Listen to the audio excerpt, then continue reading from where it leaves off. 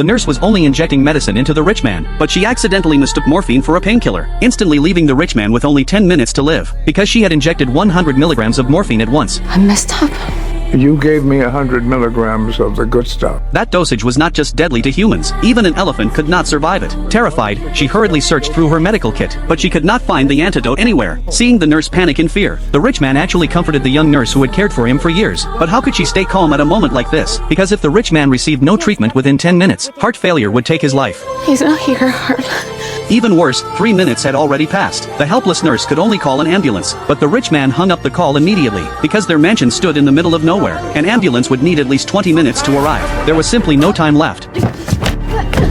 Are you nuts? After realizing death was unavoidable, he quickly told Marta to calm down, and asked her to remember every word from now on, because only that could clear her of murder suspicion. Besides, Marta's whole family were illegal immigrants. The rich man did not want this incident ruining their lives. After all, he had already lived long enough. Unexpectedly, someone suddenly knocked on the door. The rich man told Marta to turn around quickly, pretending that nothing had happened. His daughter-in-law had heard noise from the room, so she came upstairs to check the situation. I thought I heard something. Is everything okay? No, we're fine. After seeing the rich man unharmed, she finally turned around and left. Now the rich man only had 4 minutes left, so he urged Marta to leave immediately, but to stay safe. He told her to drive away from the mansion first, then return as fast as possible, because only the side path could avoid the security cameras, then enter through the backyard gate. Although 2 dogs stayed in the backyard, they both knew her, so they would not bark. Then she needed to climb to the 3rd floor by hand, and enter his room through the window. Finally she had to change into his robe, and deliberately walk downstairs for his son to see. Dad, go back to bed. Then quickly return to his room again, and finally leave the mansion the same way.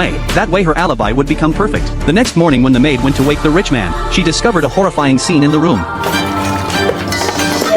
The rich man lay on the sofa holding a knife, looking as if someone had stabbed him to death. After the police arrived at the scene, everyone believed the rich man was not murdered, but one private detective felt the case was not that simple. A mysterious person had hired him with a huge payment, specifically to investigate the truth behind the death. The detective then questioned everyone in the mansion. It turned out that night was the rich man's 85th birthday, so all his sons and daughters-in-law were at home, meaning every one of them was a suspect. The detective had no choice but to question them separately, but each person pushed the suspicion onto someone else. Clearly none of the rich man's sons were trustworthy. They had spent years wasting his money, yet after his death they all looked delighted, because they could now legally inherit his massive fortune. But when the detective asked about the nurse who last saw the rich man alive, the whole family suddenly gave the same answer. They said Marta was the father's private nurse, and had stayed beside him for many years, so everyone treated Marta like family. And several hours before the rich man died, Marta had already finished work and driven home. However, facing the family's reactions, the detective felt they were hiding the truth, so he decided to focus the investigation on the nurse Marta, because after learning more about her, the detective discovered Marta had a physical condition. Whenever she lied, she would uncontrollably vomit.